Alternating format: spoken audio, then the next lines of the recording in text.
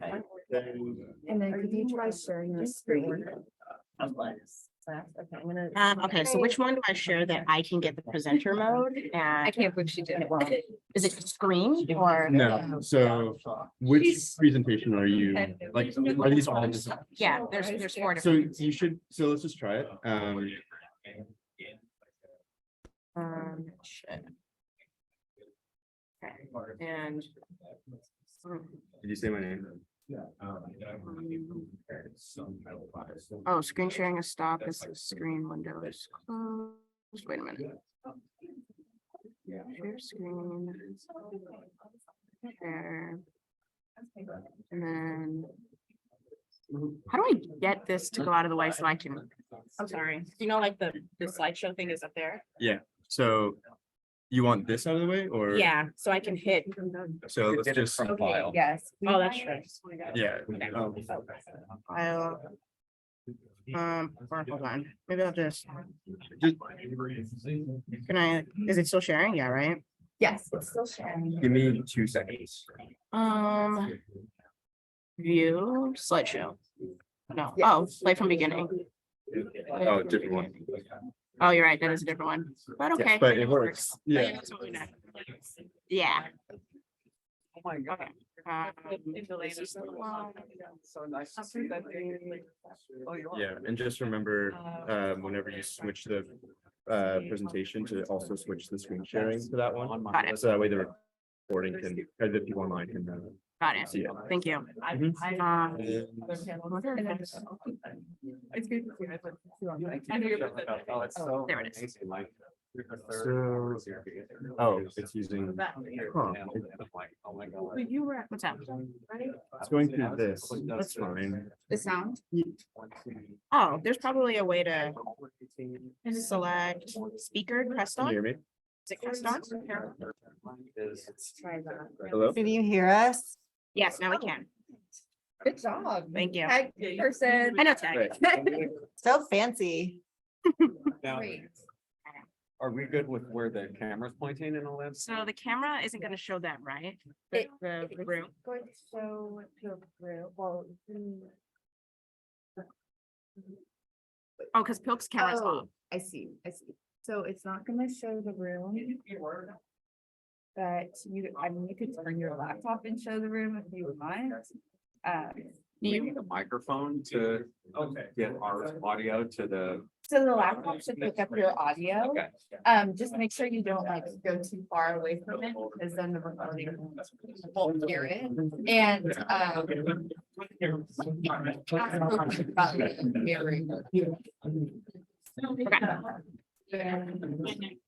Maya and Adrian, did you see my email that if you tell me next slide, I will go to the next slide for you?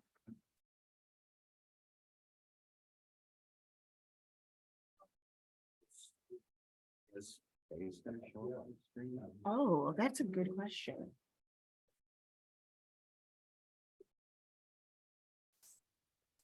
Oh, that's the window. So click that solid rectangle.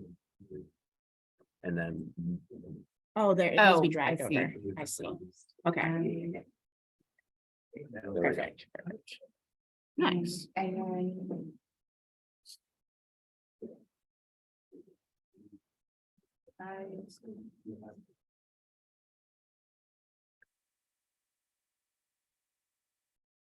As soon as we're ready, I'll introduce. Okay. If I figure out how to make the video show the room, I'll come back in here and do that, but otherwise, have a good presentation. Thank you. Thanks.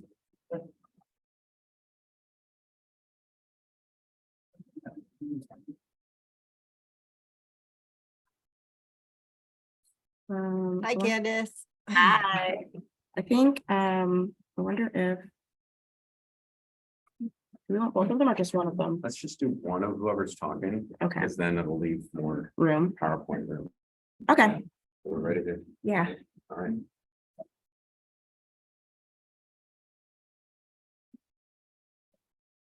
Well, welcome to state implementation plans and the Clean Air Act. And before I get started and introduce, how we're going to go through this panel, I want to acknowledge the Land Air Water members. There's one here in the corner. These are law students who, oh, there's a former conference co-director there, Will Carlin in the green shirt. These are people who are putting on the conference. So students put on this conference and they sacrifice their grades, their time to do this work. And without that, this wouldn't happen. So let's give a round of applause to that.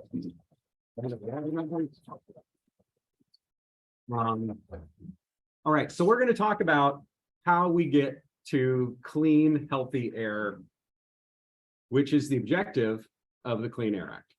And the way we're going to present this panel is the timeline that is associated with that process of going from dirty air to clean, healthy, breathable air. It starts with the EPA developing a health-based ambient air quality standard. Then it transitions to the state coming up with the strategy. Then that strategy goes to EPA for review and approval. And then the plan is approved and time goes on to the ultimate deadline by which we must attain these standards. So our panel presenters are going to go in that order, from establishing the standard to developing the plan to EPA review and enforcement. So without any further delay, we have Maya Golden Krasner, and she's going to introduce herself and kick us off. Hi, everybody. Kind of weird that I can't see everyone, but hello. My name's Maya Golden Krasner. I am Deputy Director of the Climate Law Institute at the Center for Biological Diversity. I'm also a senior attorney at the center, and I live in Los Angeles. So as Brent was saying, this panel's on state implementation plans, which are the plans that are needed to meet the Federal Clean Air Act standards, which are the National Ambient Air Quality Standards, or NAAQS. So I'm going to start off talking about NAAQS. Next slide. So I just want to give a brief overview about why do we care about the Clean Air Act. In most places across the country, the Clean Air Act has worked really well to reduce emissions of a criteria pollutants. So from between 1970 and 1999, for example, particulate matter pollution declined 75%, saving hundreds of thousands of lives. Between 1970 and 1990, airborne lead was virtually eliminated, with huge health effects greatly decreased. The benefits of the Clean Air Act range in the trillions of dollars, exceeding their costs by 42 times. And really the guts of the Clean Air Act are these NAAQS and SIPs. So the NAAQS are limits on concentrations of pollution in the ambient air set to protect public health and safety, or to protect the environment. So NAAQS are for criteria pollutants that EPA has determined endanger public health or welfare and are emitted from numerous mobile or stationary sources. So it's really meant to be this economy-wide solution. The current criteria pollutants that are regulated under the NAAQS program are on your screen. EPA can add more pollutants if they meet these requirements. And once it adds the pollutants, it then sets the NAAQS. So there's the primary NAAQS that are set at a level sufficient to protect health, to protect public health with an adequate margin of safety. And the secondary NAAQS, which are set at a level to protect the environment, which includes climate. And EPA periodically strengthens or lowers the NAAQS and then sets dates by which the states have to reach or attain the NAAQS. Next slide. So focusing on criteria pollution is really critical to health, especially important in areas like where we work in LA, the Central Valley of California, and Denver. Ozone and particulate matter cause people to get sick, to miss work, kids to miss school, tax our health resources, and they kill people. And it disproportionately harms Black and Brown communities who disproportionately live near sources of pollution. Ozone and particulate matter also harm animals and plants, including many endangered species and the critical habitat that they need to survive. Reducing criteria pollutants is also critical to climate change. So for example, ground level ozone or smog is created when volatile organic compounds and nitrogen oxides from combustion bake in sunlight. As the California Air Resources Board recognized in 2012, the only way to get to 350 parts per million and to meet the ozone and particulate matter standards is to decarbonize our transportation and energy systems. Next slide. So as I mentioned, EPA periodically lowers the standards if the previous standards were not protective enough. Or sometimes if an environmental group petitions them to do it and then they agree to do it. So one example is particulate matter. Trump's EPA kept a very outdated 2012 standards in place, despite tons of evidence that these were insufficient to protect public health. So in January of this year, EPA proposed new standards for PM 2.5, which is particulate matter with a very tiny diameter of 2.5 microns or less. EPA proposed only a tiny strengthening of the standard. So the 2012 standards that Trump kept in place are set at 12 micrograms per cubic meter and a daily level of 35. And EPA proposed to strengthen the annual standard to 9 or 10, but leave the daily standard and the secondary standards unchanged. Environmental justice communities, health experts, environmental groups, and others have been pushing for stronger standards. EPA's own science advisors asked for stronger standards that could save tens of thousands of lives. Comments are due by the end of March. Check out the Federal Register if you want to submit some comments. Next slide. So if a state or a region doesn't meet the standard, it's called being in non-attainment. So for example, Los Angeles is in serious non-attainment for particulate matter 2.5 and extreme non-attainment for ozone or smog. So we are in very bad non-attainment. So each state has to create a plan, the state's implementation plan or the SIP, that details how the state intends to reach the standard by the deadline. If the state doesn't meet the standard by the deadline, they risk strong sanctions such as withdrawal of federal transportation funding, putting fees on the largest stationary source polluters, or EPA could step in and do a federal implementation plan. So what's in a SIP? A SIP is an emissions inventory, plus all the rules and regulations that will attain the standard by the deadline. So these are all the existing rules for new and existing sources, all the mobile source rules, all the state and local regulations. And these are supposed to be unambiguous, enforceable, measurable requirements.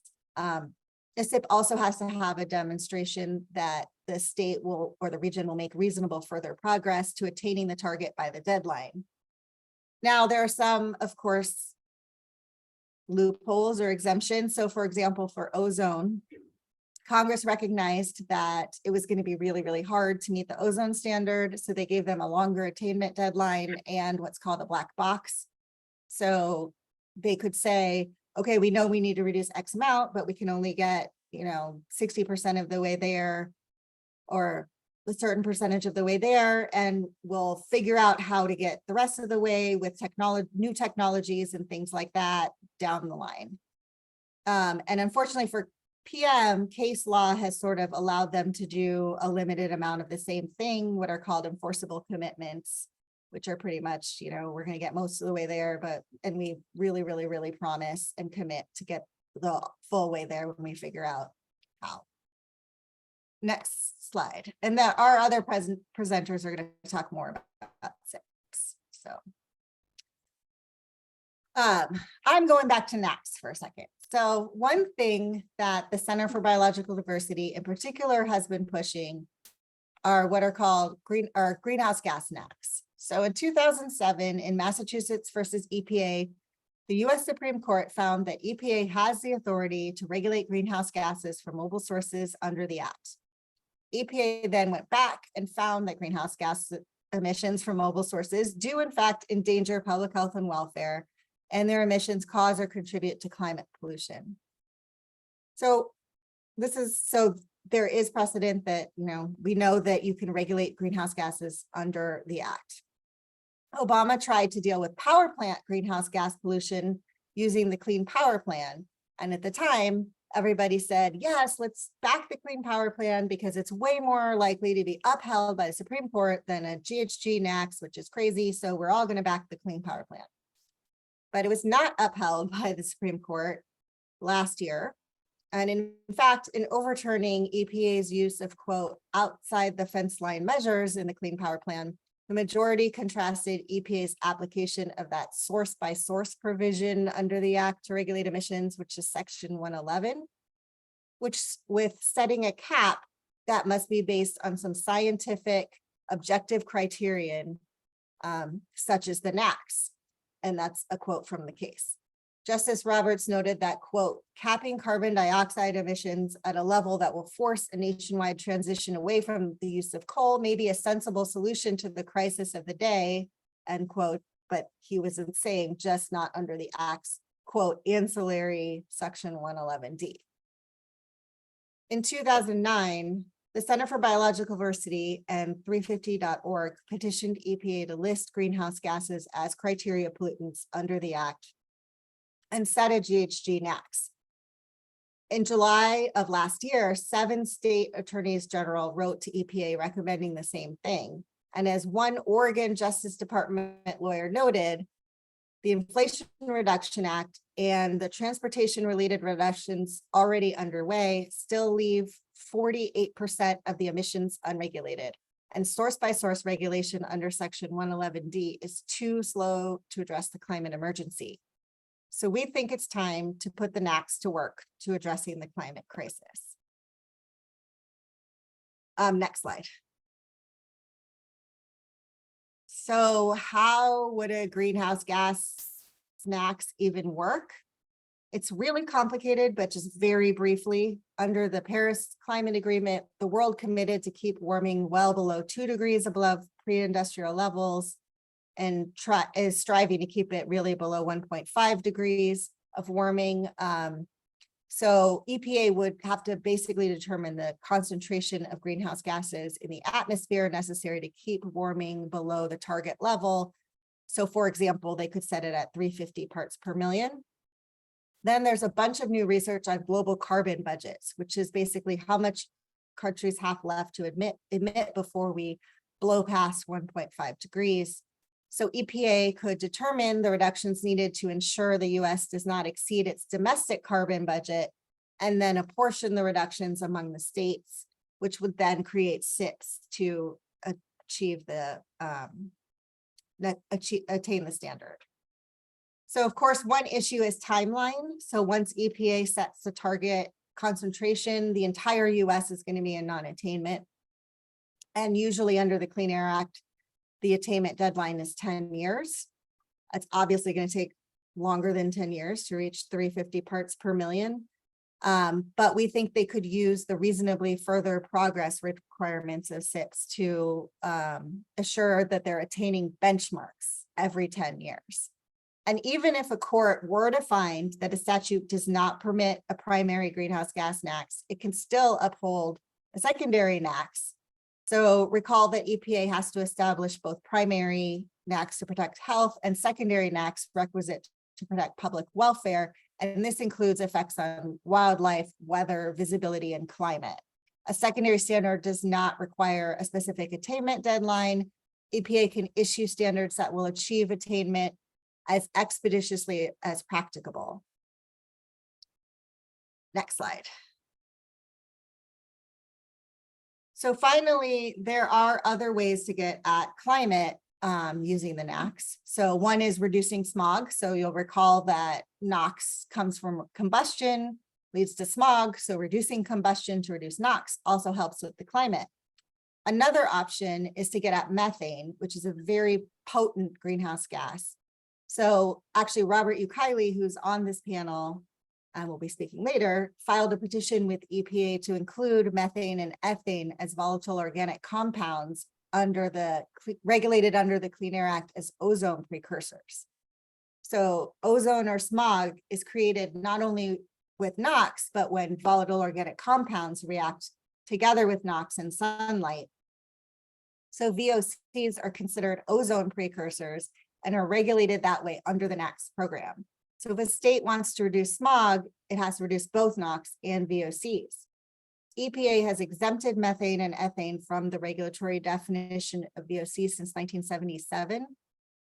But research shows that methane and ethane, which are released in massive quantities, contribute appreciably to local and regional ozone levels. So areas located in the same airshed as oil and gas development, like Denver and Dallas, are increasingly experiencing high ozone levels that are at least partially due to methane and ethane emissions from upwind oil and gas operations. So these studies show that the need for EPA to revise the exemption of methane and ethane from regulation as VOCs. We petitioned them to do so, Robert. And so, so that's another way that we can get at climate. So now we're going to turn back to SIPs now that we know about NAAQS, and we'll talk about these plans to achieve the standards. And I'll throw it back to the rest of the panel.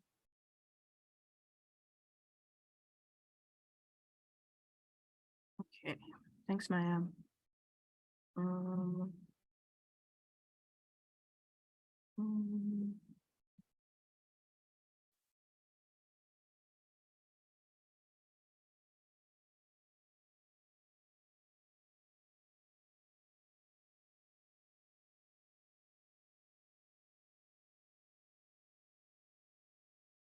Okay.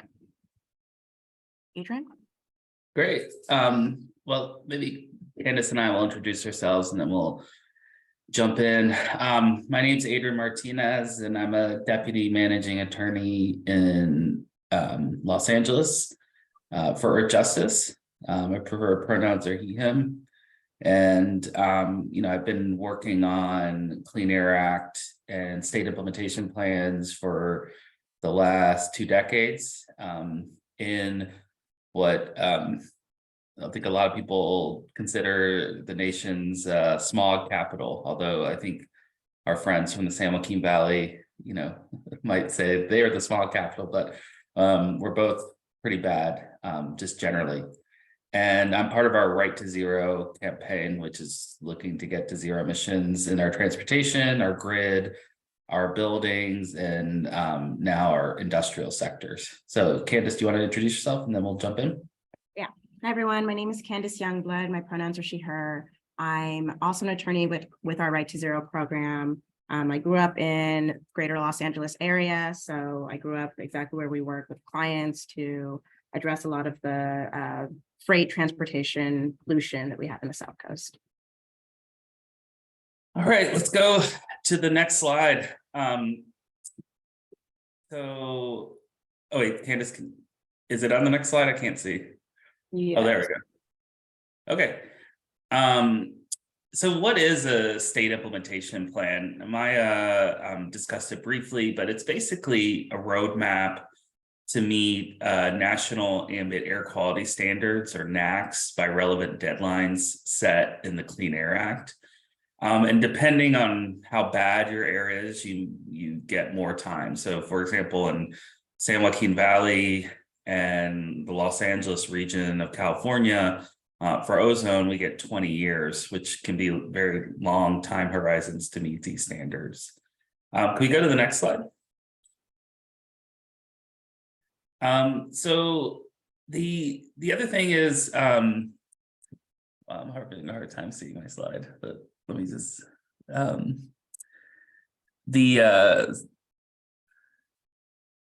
okay, hold on, let me just pull it up so it's a little easier. But yeah, basically, the structure of the Clean Air Act is to have a cooperative federalism type approach. And so, the feds set the standards, and then states and local jurisdictions develop plans to meet them. The EPA provides guidance. So a lot of times when EPA is setting a new standard, they'll do these things called implementation rules, which set kind of the parameters for meeting the standards. And then it's, you know, once the states are in charge of developing it, they have a lot of discretion on what standards they choose and what, you know, strategies. You know, do they want to clean up locomotives? Do you want to clean up, you know, commercial ovens or space heaters? You know, there's a lot of discretion. You know, one of the things that I think Maya alluded to in California that's pretty interesting is when they looked in 2012 at how do we meet our greenhouse gas standards in California, our ozone standards in California, our fine particulate matter standards in California, the conclusions were actually surprising. I think most people would have thought that the greenhouse gas standards were the hardest standard to meet in California. And actually the evidence showed the complete opposite, that actually the driving force was ozone. Ozone is the hardest pollutant to tackle. And to do so, it led to this conclusion that Maya said, that we have to go away from incrementalism to a more zero emission approach. Can we go to the next slide? Oh, and then one last thing is, so EPA has to approve the SIPs. So it's not, they don't just go away forever. So the states have to meet these minimum standards, and then EPA approves them. And that's often where litigation comes in. You're often not suing the state of California or Texas or whomever. You're actually suing EPA over its approval of the plan. And generally what happens, they do a notice in the Federal Register, and then you file your comment saying this is illegal because of X, Y, and Z, and then you kind of set your record like that. So yeah, one thing is just, I'm on my 5th big round of SIPs in the South Coast Air Basin or LA region. And so my one recommendation is, just don't sleep on SIPs.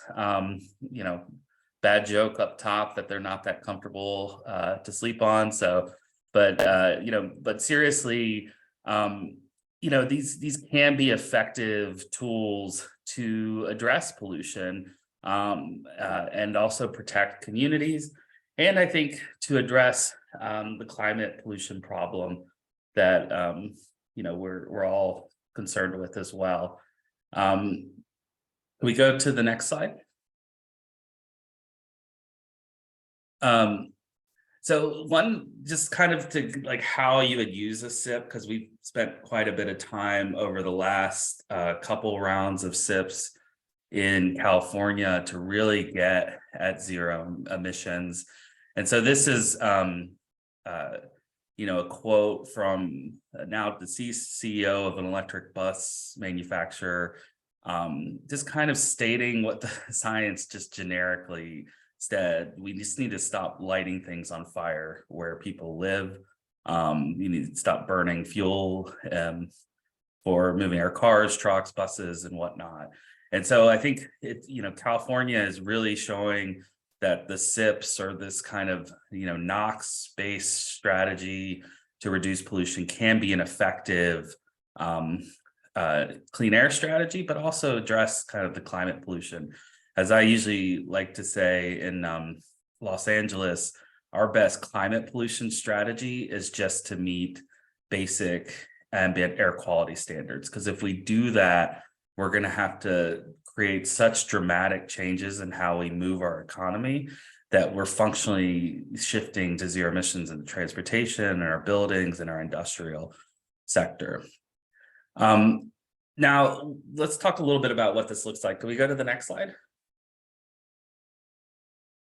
So this is from the 2016 plan in California. And one of the things that I think is important, there's a lot of news, and folks probably heard about some of the regulations that are coming out of California that are zero emission standards for vehicles. You might even be from a state that's going to opt in to some of these California standards. But I think the important thing to recognize is the kernel or the idea for these regulations, they all started in a SIP. And so in the 2016 plan, it was where we got that first kind of recognition that we needed to shift away from this incremental approach and go to zero emissions for our transportation sources. And so that plan, you really saw the first round of regulations proposed, and they were modest at first. So it was talking about vehicles that were kind of more prime for electrification, like airport shuttles, transit buses, but it also included, you know, stuff for forklifts and trucks and other things. And you know, so that was kind of the start. And, you know, we viewed it as a big victory at the time to get these handful of rules into the state plan. And, you know, they were successful. The one thing I'll also kind of, and Maya kind of alluded to it before, is often the government develops these plans to make it hard to enforce. And there'll be some more discussion on that down the road. So, you know, so you just have to kind of really monitor that. And sometimes it's hard. So during the administrative process on all these rules, you know, in the plan, they'll set out, hey, we're going to adopt the rule by a certain date. And it will start to be implemented. You know, routinely those dates were missed. And so we kind of used the document to say, you know, it's the first part of all of our letters to the California Resources Board. Hey, you promised to do this by this date, you failed to do it. You need to meet your promise. But you know, I think it's really important on the front end to, you know, really comment and make it as enforceable as possible. And, you know, a lot of the lawyers on this panel, like Brent and Robert and Maya, do a good job of kind of pushing back on the agencies. But okay, let's go to the next slide. And then one of the things, you know, it's interesting. I mean, there's a lot of discussion these days around mandates. And, you know, one of our core strategies in the Right to Zero program is to get mandates. We view them as the most, the easiest way to get to zero emissions and to clean the air. And, you know, that was kind of our prevailing notion. There are a lot of folks out there who talk more about, you know, incentive-based approaches, you know, using vehicle license fees to pay transit agencies or trucking companies to convert their vehicles. And those can be nice companion strategies, but, you know, mandates work. So in 2018, as a product of our SIP, we got the Innovative Clean Transit Rule, which is designed to get all of our transit buses to zero emissions by 2040 in California. And if you compare zero emission bus deployments across the country, California is leading. And I think it's because we have this mandate, this regulation requiring transit agencies to do it. You have a lot of goals and other kind of less mandatory approaches in other states, but, you know, I don't think they're as effective. One thing for folks out there that I don't think there's necessarily time to dig in deep, but, you know, transit is one area where you don't, where basically every state can do it on their own, mainly because it's a procurement decision. So you don't really need to opt into California standards. For example, you know, New York or Texas or Nebraska or whatever state can make a decision to shift their buses to all electric. Can we go to the next slide? The other kind of thing that's interesting that we did in the South Coast was, you know, in the 1990 amendments to the Clean Air Act, they were exploring lots of changes and encouraging places to look at market-based systems. We had a very terrible market-based program for stationary sources like refineries and power plants and those types of large polluters in the South Coast Air Basin.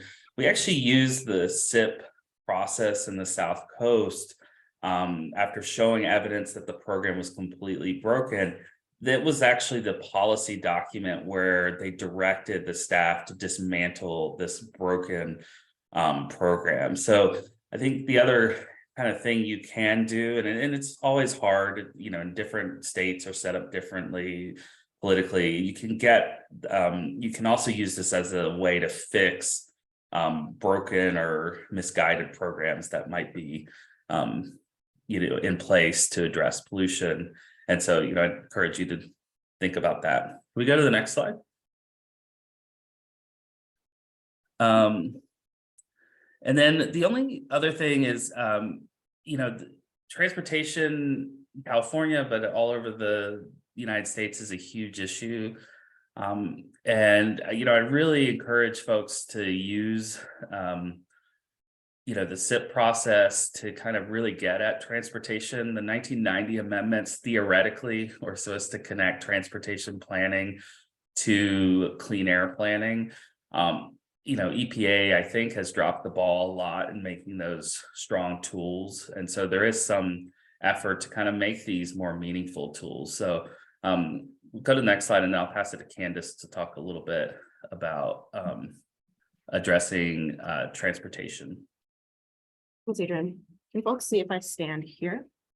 Great. So two of the ways that the Clean Air Act contemplates SIPs being able to address transportation pollution include transportation control measures and indirect source rules. So I'm going to start by explaining transportation control measures.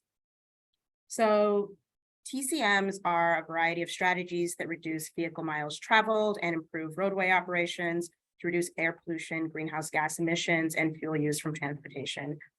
Section 108F of the Clean Air Act outlines 16 different types of transportation control measures, and the EPA administrator has discretion to add more. But these are some examples of what those TCMs could look like. And what you may notice by looking at these is that a lot of them focus on passenger vehicles.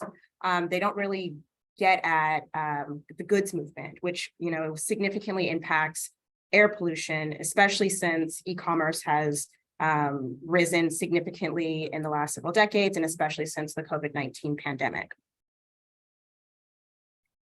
And so Section 108E of the Clean Air Act directs the EPA administrator to periodically and as necessary maintain a continuous transportation air quality planning process and to update guidelines and publish that guidance on transportation and other measures necessary in order to maintain attainment of the NAAQS.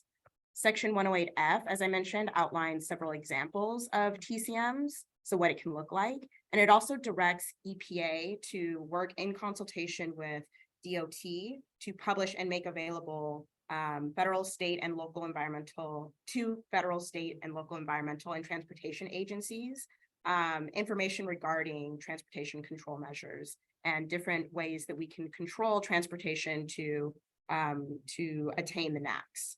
And that section also requires the EPA administrator to assess the effectiveness of those measures and to update that guidance periodically and as necessary. That guidance is important because states use that information to incorporate TCMs into their SIPs, and that guidance hasn't been updated since 1992, which you can imagine all of the different things that have happened in the last 30 years. Some of those developments include that the NAAQS themselves have been tightened. There's obviously been an unprecedented expansion of goods movement and related pollution impacts, which also means that there's been disproportionate negative health impacts on low-income communities and communities of color. They tend to live near sources of transportation pollution, including like along highways, near warehouses, the ports, et cetera. In the last 30 years, light, medium, and heavy-duty zero-emission vehicles have also become increasingly available and feasible and affordable. And President Biden has also, demonstrated a commitment to racial and environmental justice, which is outlined in several of his executive orders. And lastly, there have been billions of dollars that have been dedicated to transportation-related needs, in particular, the Bipartisan Infrastructure Law and the Inflation Reduction Act. So, this is a opportunity. Right now, we have an opportunity to sort of strengthen our TCMs because we have a favorable DOT secretary and EPA administrator. And so, if not now, then when would we request tightening TCMs? So the other way that the Clean Air Act contemplates SIPs addressing transportation related pollution is indirect source rules. So as Adrian and Maya mentioned, the Clean Air Act is structured on this cooperative federalism sort of structure. And so indirect sources of pollution are neither stationary sources, which the states are, delegated to regulate, or the mobile sources, which that's what the feds do, with exceptions for like California, et cetera. Indirect sources of pollution are defined in the Clean Air Act as a facility, building, structure, installation, real property, road, or highway which attracts or may attract mobile sources of pollution. The Clean Air Act states that a SIP may include any direct source review program, so it leaves to the states the option to decide whether and how to regulate indirect sources.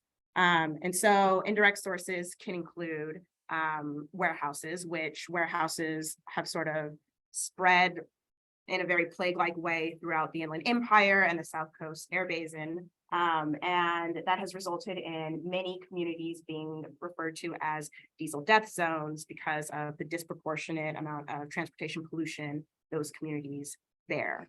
And so Adrian and I work a lot in the South Coast Air Basin with community-based organizations to address some of the transportation pollution that comes from warehouses. And one specific example is that's specific to warehouses is the South Coast Air Basin's warehouse indirect source rule. So Earth Justice, along with our clients and allies, worked for about 6 years to advocate for the South Coast to develop a warehouse indirect source rule to sort of deal with this gap where, there wasn't a regulation to deal with the pollution that the warehouse industry was bringing to the Inland Empire.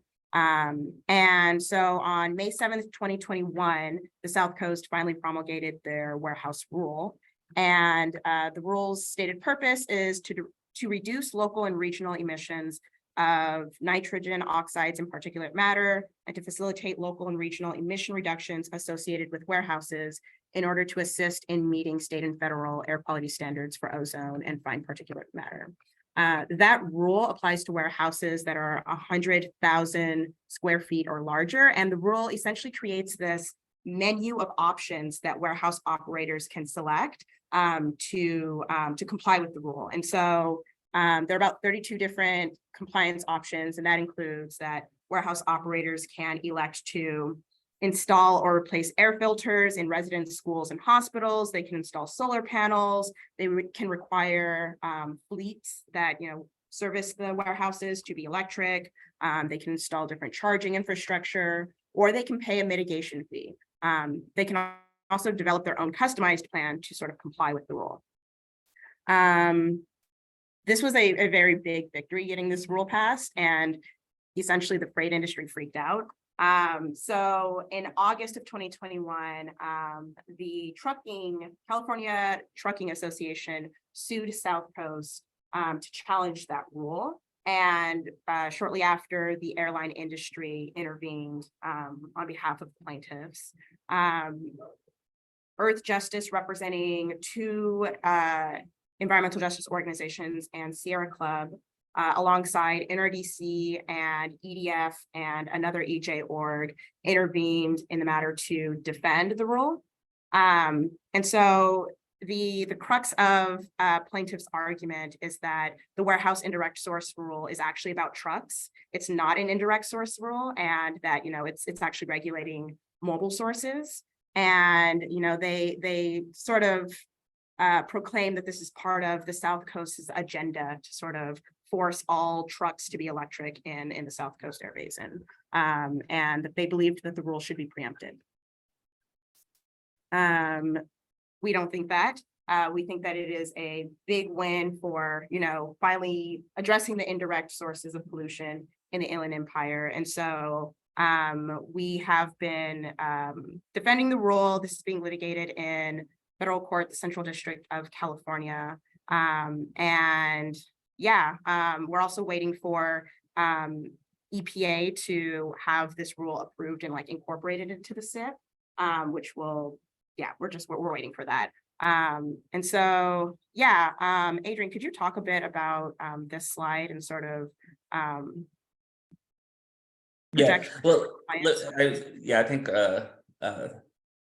Candace and I are going on a little bit. So let me just briefly say one thing as the initial results of how people are complying are starting to roll in for that rule. And I would say it's something to look at, because part of the issue is for getting to zero emission transportation, what we're finding more and more is it's not the vehicles that are the problem, it's the lack of infrastructure.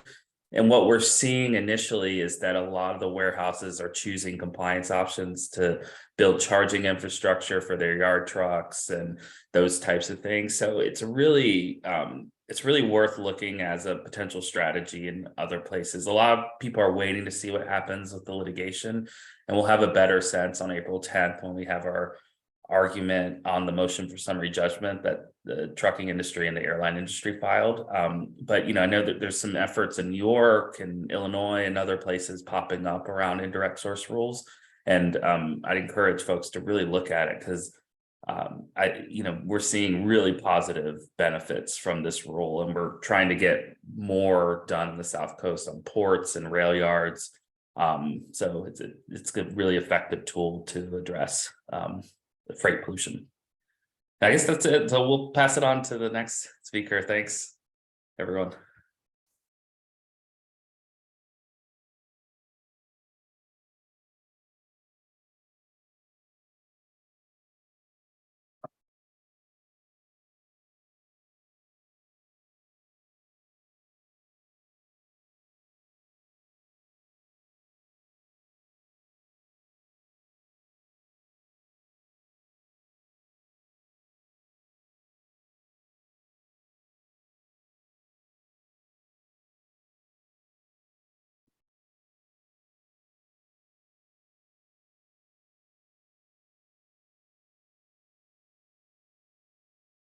All right, so we're going to shift now into talking about enforcement of the SIPs, right? We've a little taller than Candace. So, right, we have the NAAQS being developed and the SIP being adopted by the state. Now let's shift over to why is my previous co-panelists have already talked about why we should care about these. Okay, air pollution kills people. Just the ammonia that is a precursor to fine particulate matter in California is estimated to kill 1,790 people per year. Just the ammonia contribution to fine PM 2.5. Okay, it's racially disparate.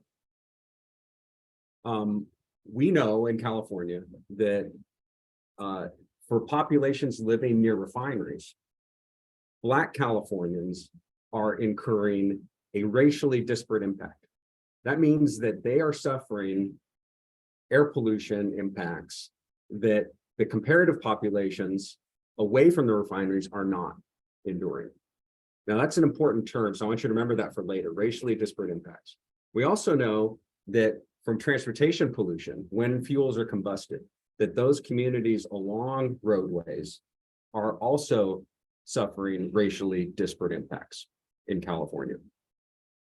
Nationally, EPA has recognized that PM 2.5 pollution exposure is disparate on the basis of race. That is, people of color experience exposure to PM 2.5 at rates much higher than white people. Again, as my co-panelists have described, this is, as we work on SIPs towards attaining these ozone and PM 2.5 standards, we're getting at co-pollutants, other pollutants that are released from the combustion of fuels or at stationary sources or refineries, greenhouse gases. So it's kind of like you're getting a twofer when you work on SIPs. even if EPA doesn't adopt a greenhouse gas NAAQS. So Maya was talking about the PM 2.5 standard that is underdeveloped now. Now, this map is really important. So take a look. If EPA adopts the least stringent of the proposed measures, which is a 10 microgram per cubic meter standard, the shaded counties in this map are going to be designated non-attainment and will have to adopt plans to meet the standard. Up until now, California and some other areas have been ground zero for air pollution and SIPs and NAAQS and so on. But as you can see, even Lane County, here in Eugene, Lane County would be designated non-attainment for the annual PM 2.5 standard. When I look at this map, I see Philadelphia, I see Chicago, I see Detroit, I see Houston. I see all sorts of communities that are soon going to be in the situation that Adrian and Candace work on in the South Coast Air Basin. I have clients in the South Coast Air Basin. Oops, I forgot to introduce myself. I just got all into this, got all excited. So once I finish talking about this, I'll take a brief moment to introduce myself. I work in the San Joaquin Valley, this big green swath right here. It's already serious non-attainment for PM 2.5. So this is an important visual reminder of how important it is for more lawyers in other states to get involved in this process and get involved now. Because, these impacts are racially disparate and the health impacts are tremendous. Okay, so back to me, introduce myself. I'm Brent Newell. I'm an environmental justice lawyer. I'm in private practice. Before entering private practice about a year ago, I was the legal director of the Center on Race, Poverty, and Environment for a number of years. I was also a public justice. I've been doing Clean Air Act policy and litigation for over 20 years now. One thing I learned in law school that has carried me through to today is a quote from a case that Mike Axline drilled into us as law students. He was the director of the Environmental Law Clinic here at the University of Oregon. Was this quote by Justice Brennan: ultimately, enforcement of the law is what really counts. So you can have laws on the books, but they don't mean jack if you are not able to enforce them and secure that relief for your clients. So there's three things I want to talk about today. First, the SIP is like a contract. Okay, law students can relate to this, even first-year law students. Second thing, enforcing the SIP. Third, we're going to talk about environmental justice and civil rights and the intersection of SIPs and Title VI. So, right, the SIP is a contract. So, for a contract, you have two parties who agree on something, right? And once that contract is formed, those parties can enforce the contract. The SIP is unique in that it allows citizens to enforce that contract between the EPA and the states. So citizens, in this instance, are third-party beneficiaries to a contract. You, any person, under the citizen supervision, can enforce the SIP in federal district court against polluters and against states to the extent permitted by the 11th Amendment of the Constitution. That just means you sue state officials and not the state themselves. So, the Ex parte Young doctrine says you can sue the states through the citizen supervision to hold them accountable. The key thing here is that you can't enforce the NAAQS. So I can't represent a client and go to federal court and say, hey, the state of California is not meeting the ozone NAAQS. Give us an injunction. You can't do that. You also can't enforce the goal of a SIP to meet the NAAQS. Okay, so there's a little bit of limitation here. You can't enforce these other things that aren't in the contract, but that's contract law, okay? If it's in the contract, you can enforce it. So now we're going to talk a little shift. I'm shifting from my first thing to my second thing now. So enforceability is everything. You can enforce the strategies that are in the SIP. Now, the case citation there, Committee for Better Arvin, is a good example of what you can enforce and what you can't enforce. I argued this case and represented EJ groups in the Valley, the San Joaquin Valley, and we won on the issue of how California, all of its transportation controls, that it chiefly relied on to attain the standard. They were not submitting these controls as part of the SIP. They were leaving those outside of the contract. Ninth Circuit Court agreed with us. They said, of course, these have to be in the SIP in order for citizens and EPA to enforce them. We then also tested a practice by the state to adopt what are called aggregate commitments. Just checking my time here. So what those are just like promises to achieve certain reductions. And we challenged them to make sure that we could enforce them later on. If we won in our challenge in this case, and the court said, right, these aren't strategies, they're goals, you can't enforce them, then we would have forced a revision. The court rejected our argument, saying, of course you can enforce these. So making sure that it's enforceable is critical. Now, I'm not going to get into these other things a little bit here too much because I want to focus on what I'm going to talk about later. But it's important to understand that there's case law on what is in the SIP and what is not in the SIP. Or how do you interpret what is in the SIP? Okay. So those two cases are important cases to help you understand how to navigate around enforcing this contract. So let's shift over to the third thing. So Title VI of the Civil Rights Act of 1964 is a tremendous legal tool. It has been called the sleeping giant because of its reach and because of its absolute command. It says that no entity that receives federal money may discriminate on the basis of race. It's huge. There are limitations in how one is able to enforce this. And we're not talking about, this isn't a deep Title VI panel, so I'm not going to get into a lot of that stuff. But just believe me when I say that the mechanisms to enforce Title VI, you can't enforce a disparate impact in court. I talked about how there's all these disparate impacts from pollution, right? You can't go to court and enforce that under Title VI. You can file a civil rights complaint with EPA, but that agency then has to resolve that complaint. And there have been many, many problems over decades with getting agencies to enforce Title VI. This is one of my favorite pictures here, by the way, because you can see Dr. King looking over Lyndon Johnson's shoulder as he's signing Title VI, the Civil Rights Act. Now, what about Title VI in the Clean Air Act? Okay, so there's this little provision in the Clean Air Act that is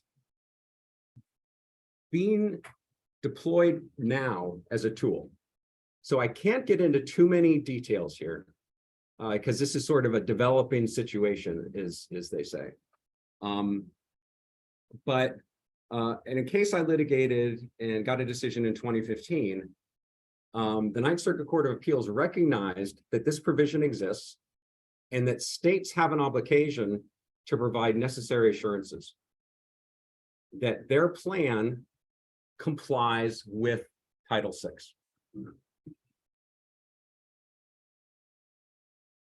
Now think about that for a second. When a state adopts their plan to meet one of these standards in Detroit or in Los Angeles or in the San Joaquin Valley, they have to show that their plan is not violating Title VI.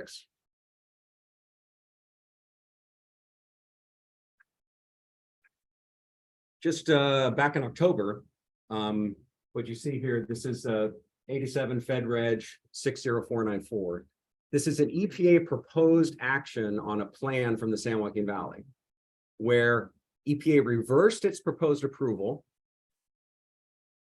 And it proposed disapproval of the plan for various Clean Air Act reasons, but also at the end, it says, oh, and by the way, you have to provide necessary assurances of compliance with Title VI. And we are not going to propose disapproval of the plan on that basis, but we expect when the state resubmits the plan that it provide those necessary assurances of compliance with Title VI. So right now, this plan, so let me back up for a second. Instead of allowing this process to proceed after the proposed disapproval, California withdrew its plan from EPA consideration. Rather than have EPA disapprove the plan and take final agency action on it, California withdrew the plan. It now has some deadlines to submit a new plan, and it has to provide necessary assurances, and it has to meet a bunch of other Clean Air Act requirements, some of which are pretty cool. So check out this proposed disapproval for more information on that. And now I'm going to turn it over to Robert, and we should have about 15 minutes at the end of the panel for Q&A.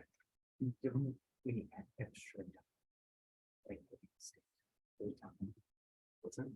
Didn't they extend it? Yeah, so we got 30 minutes left, and you've got about 15 to do your thing, and then we'll have 15 to do it. Great. We have been on Q&A.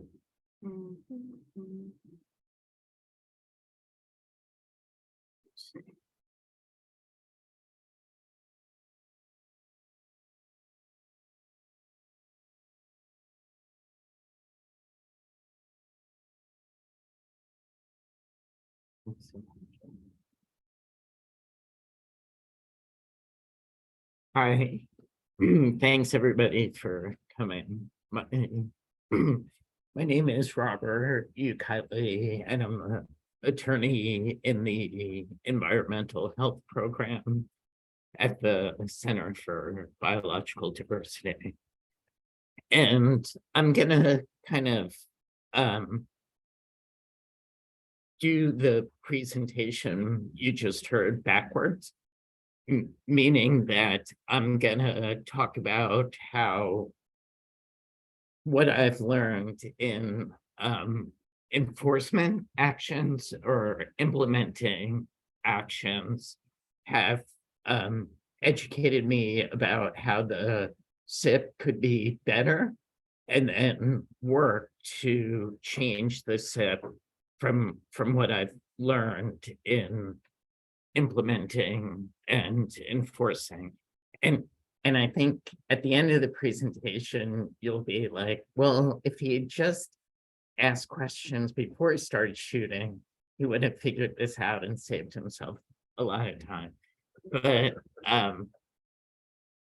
sometimes, you don't know how things are necessarily gonna turn out.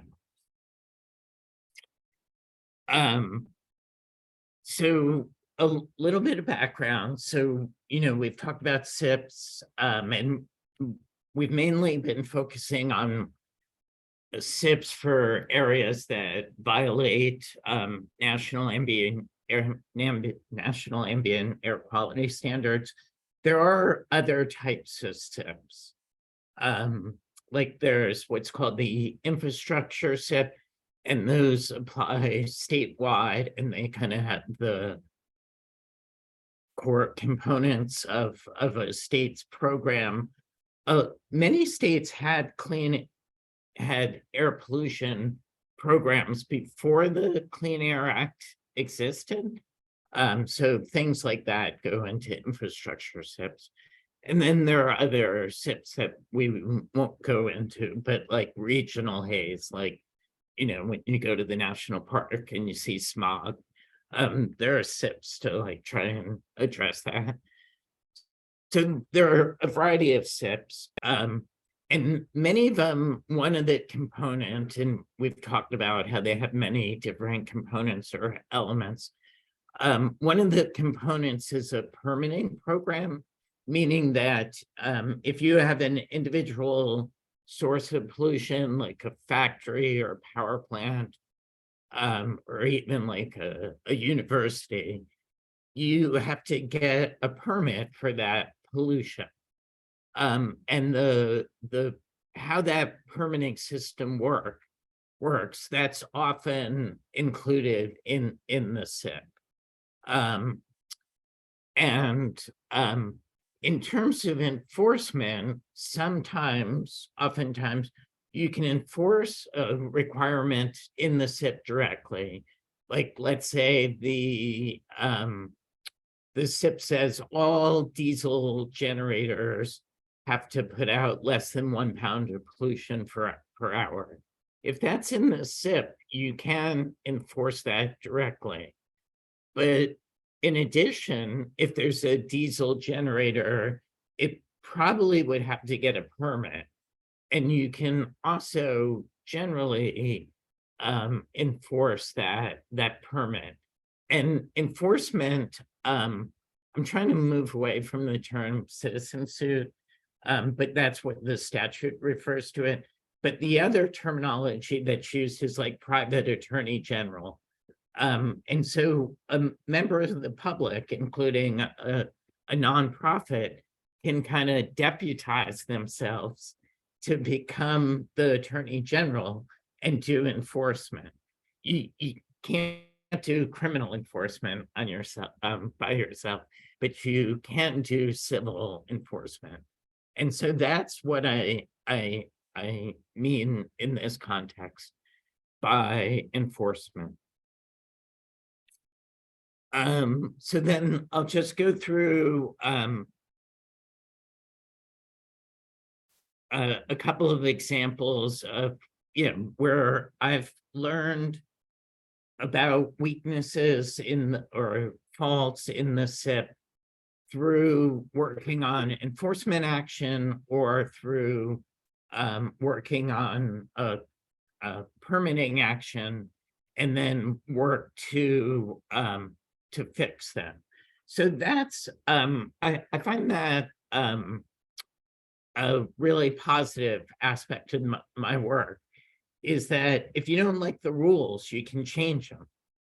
And that's not always the case in our work, right? Like a lot of times you have to play the hand you're dealt. But with SIPs, you can change the rules if you think they're unfortunate. It's an extremely slow process, as you'll see from some of the examples. And it's difficult, and there's certainly not guaranteed success, but you can try to change the rules. So my first example arose from an enforcement action against coal-fired power plants. Well, it was coal and a frack gas power plant in Georgia, and it was owned by Georgia Power. So you'll see by the case number, it's Sierra Club, a nonprofit, versus the polluter. So we weren't suing the government. Again, it's just the Sierra Club basically deputizing themselves to be a private attorney general pursuant to what the statute provided. So we brought this enforcement action against this power plant that burned both coal and methane gas.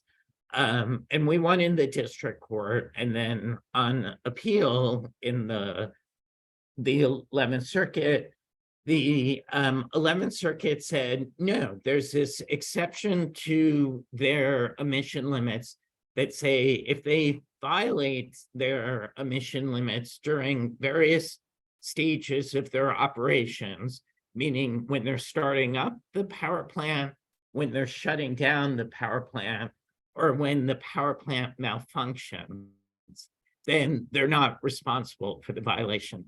And Georgia Power's definition of malfunction was when the power plant did not act as intended.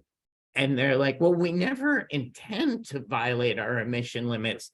So therefore, every time we violate our emission limit, it's by definition a malfunction.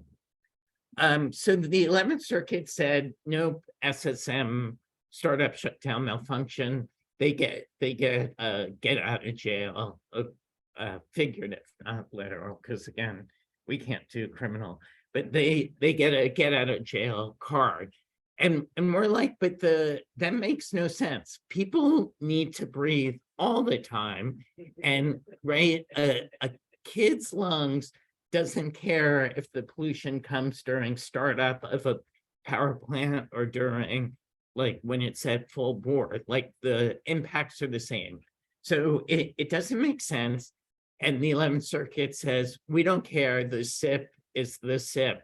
So the SIP becomes federal law until it's changed. And that's kind of interesting. Like we talked earlier in one of the earlier presentations about cooperative federalism. But so what that means as practical sense is a state regulation, once it's put in the SIP, is federal law. And yeah, the circuit courts, like what Adrian was saying about don't sleep on a SIP, you have 60 days from when notice of a final SIP is published in the Federal Register to challenge it. And if you miss that, that's it. Unless you like try and change it through a long petitioning process. But so you have that very short window. And then once it becomes the SIP, the fact that it's inconsistent with the Clean Air Act, you can't fix that in the context of an enforcement action. So that's what the 11th Circuit said. And they did kind of say, well, you can try and fix the SIP. And so that's what we did. We petitioned EPA to change the SIP to take that excuse provision, it's not a violation if it's during SSM, out of the Georgia SIP. But then we were like, well, as long as we're at it, we might as well do the rest of the country. So we also asked them, EPA, to fix these SSM provisions in 35 other states. And so we started that process in 2015, and we're finally getting across the finish line, meaning numerous states are fixing it. And that slowness is kind of, it would seem inherently bad, but, and I can't go into too much, but sometimes it's not a bad thing for the process to be going on. Sometimes it is.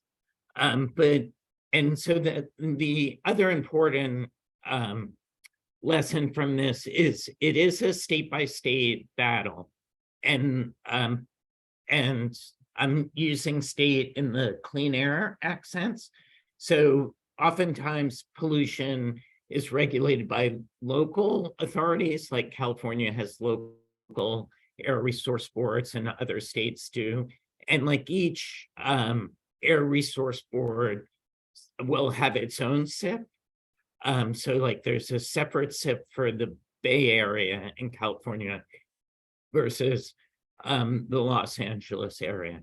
And so you do have to pay attention to like each SIP. It's each one is a separate thing. So another example is that in the permitting rules of Colorado's SIP, they have an exemption for temporary emissions. And the state has interpreted this to be fracking is a temporary activity. Because, and they're actually like factually wrong, because sometimes you refract, so it's actually an intermittent activity rather than temporary. But they said, you know, it only goes on for so long. And again, that just doesn't make any sense, right? Like if someone dies during that temporary emissions, like that's no comfort that eventually the like in 3 months, there won't be that pollution. If you're dead, it doesn't help you that 3 months later, the air pollution will be better. So we, and you do get like multiple opportunities, especially for ozone, right? We've been talking about the level of non-attainment area. So there are 5 levels, and areas get bumped up over time. And each time they change their level, they get like downgraded from a marginal area to a moderate area. They do have to do a new SIP. And so that does present an opportunity to like fix the permitting program. So we submitted comments to EPA when they were reviewing one of these Colorado SIPs, saying the permitting program's defective because it exempts temporary emissions. And they said, thanks for your comment. This is the way we do it. And so we filed a lawsuit, and challenges to SIPs go directly to the Court of Appeals. I'm kind of interested in asking about why the trucking industry is in district court. But generally they go directly to the Court of Appeals. And so we have a case pending where we're trying to fix the permitting program by taking out that exemption. And then sometimes it's even worth it to go all the way back to the NAAQS setting to improve a SIP. So NAAQS have various components, like most things in the Clean Air Act. One is called the indicator, and that's the specific chemical that you monitor. So I'll wrap up quickly. But so for example, for one of the NAAQS is for nitrogen oxides, but the indicator, what they actually monitor and what kind of counts, what's enforceable is just one species of nitrogen oxides, nitrogen dioxide. And so it leaves out in the permitting process and in the enforcement process this other species of nitrogen oxides called NO, nitrogen oxide. And so we're working now to actually change the NAAQS, because not only does EPA, not only can they create new NAAQS, like a new NAAQS for greenhouse gases, but they also review the existing NAAQSs. And you can use that as an opportunity to make improvements. Because in the permitting process, we've learned that because they just look at nitrogen dioxide, it's much easier for sources of pollution to get permits, and and they're not as protective because they're ignoring this other pollutant. So we've gone back, not 2 steps back, to try and fix the problem.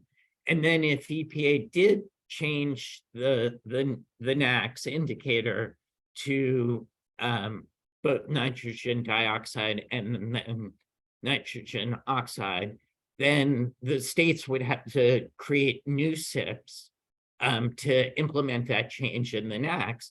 And then once they change their SIPs, then the permitting actions would also change. So that's another example of where I've learned from participating in the end of the process, how I should go back to the beginning of the process to make changes. And I think we will open it up for questions. Sorry. Around now, so We're gonna get Adrian and Maya up on the screen, I think. And we've got 10 minutes or so for questions before the panel's over. So any questions? My question is for Candace, and Adrian about the warehouse index rule that was adopted by Air Quality Management District recently. I was wondering about, so you're saying that you mentioned that there was recent data regarding, regarding the compliance options that are being adopted by new warehouse developers under the indirect source rule. You briefly mentioned that they're mostly doing, electrical infrastructure installations. Can you tell me about what options are being elected? Compliance options have shown like you aren't being elected by developers. Yeah, it's a good question. Yeah, one of the interesting parts of the trucking industry's case against the South Coast over its rule is they're saying that the only option any rational economic actor would do is force the procurement of near zero natural gas trucks and zero emission trucks. So their theory is that there's some analysis during the administrative process that helped inform assessing the cost of the rule. I think what we're seeing in the data, and granted it's initial and it's not final, it's only preliminary, is people are choosing all sorts of stuff. They're using truck trips, they're buying trucks, they're installing, solar hasn't been one. That kind of makes sense because that would probably be in a little bit of the later years, just how the rule is structured. But we saw a lot of charging, a lot of yard trucks, even some air filtration. Air filtration may be a result that it's often something we settle for when we challenge warehouse projects. So, but yeah, the cool thing is I think people are doing a wide range of strategies. And then the revenue, there's $5 million in fees generated now. That will probably go up to 15 to 20 per year down the road. That can be used for cleanup. Aaron. Did you have a follow-up? No, I didn't. Okay, I have a follow-up on that. So I like the mandates too, Adrian. So if you had the political will in an air district, how do you feel about the menu? I mean, why not just mandate it all? Mandate, a sped up, accelerated electric truck schedule faster than the trucks rule. Mandate all solar. Mandate. Do you see a downside, or do you like the menu approach, or what do you think? Yeah, it's a good question. I mean, and I think the menu approach was an inherent compromise. It wasn't what we were choosing first. They did it because, sorry, a little backclip, but they did it because there was the warehouse industry was claiming they needed flexibility, and that's why. And so I think. It's a little unclear. I think one of the problems with the menu-based approach is it's unclear how much emission reductions you're getting. So actually, when they're claiming to get about a 1 ton per day. And so I think if it were more prescriptive and mandate oriented, it'd be easier to calculate exactly how much emission reductions you're getting. So there's a port indirect source rule and a rail indirect source rule. They'll probably look very different. So I think we'll have more options coming out of South Coast that will be different. And so I think if folks are getting regulations in other parts of the country, there'll be more strategies or, information, different ways to do it. Real quick, Aaron, the menu-based approach has been an issue that has been challenged in a petition for review of a SIP approval out of the San Joaquin Valley. And the Ninth Circuit affirmed an EPA approval and interpretation that was consistent with the required pollution control standard with which that provision had to comply. So it's been blessed by EPA as consistent with the Clean Air Act. Other questions? Was there? My electric question that was mentioned in the presentation about the district. Yeah. Well, it's a two-part question. Who do they think the John Does are defendants? I noticed in the caption in the case, they named John Doe defendant. So I'm super curious who they think the John Does are. That's a California law thing. I don't even know why, but it's routinely done. I think we have two questions there was a hand here, we got a hand here and question over here. So let's go this way.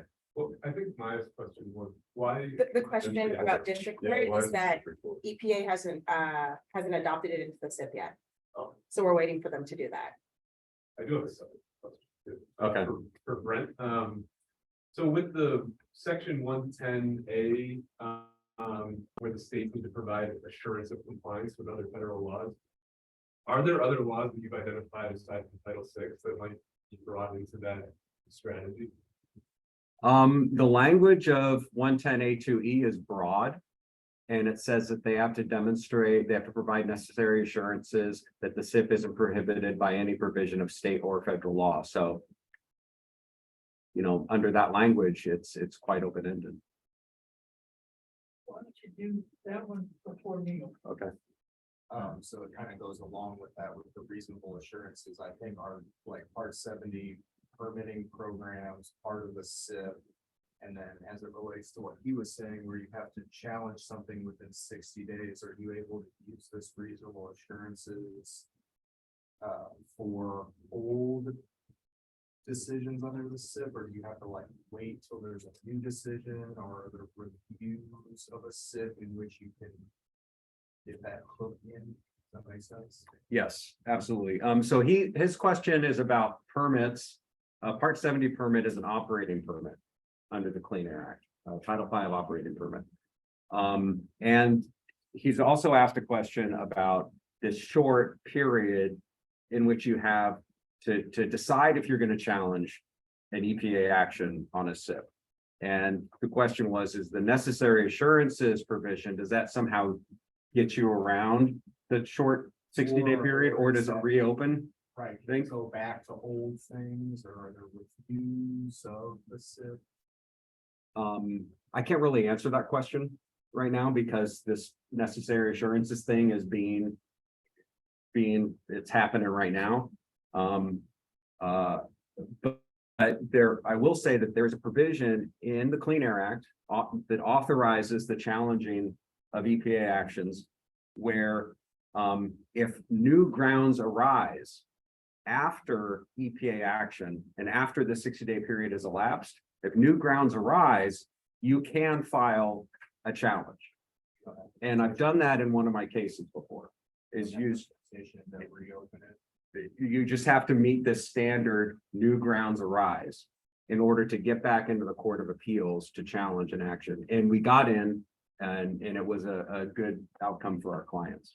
In a reasonable assurances case, is that on a new SIP? I'm not going to talk about necessary assurances. Sorry, but I can't. And Part 70 permit program is not in the SIP. It has a separate approval process. Part 70 program. Yeah. A question there. So So layman's question, all this good work you guys are doing with all of your experience and brain power and caring for the environment, we've got now a Supreme Court. How much of all this is gonna go up there and get shit canned? They, it's extremely rare that they take SIP cases.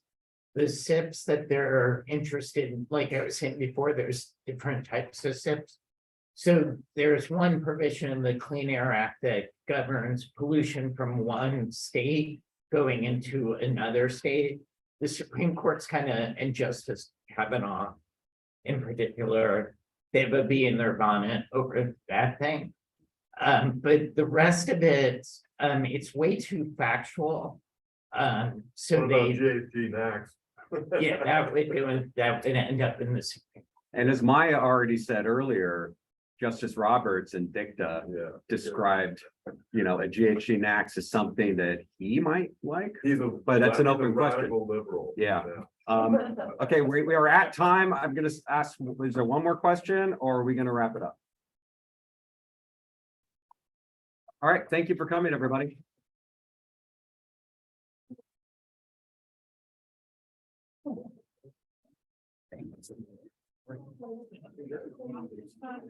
Thanks, Candace.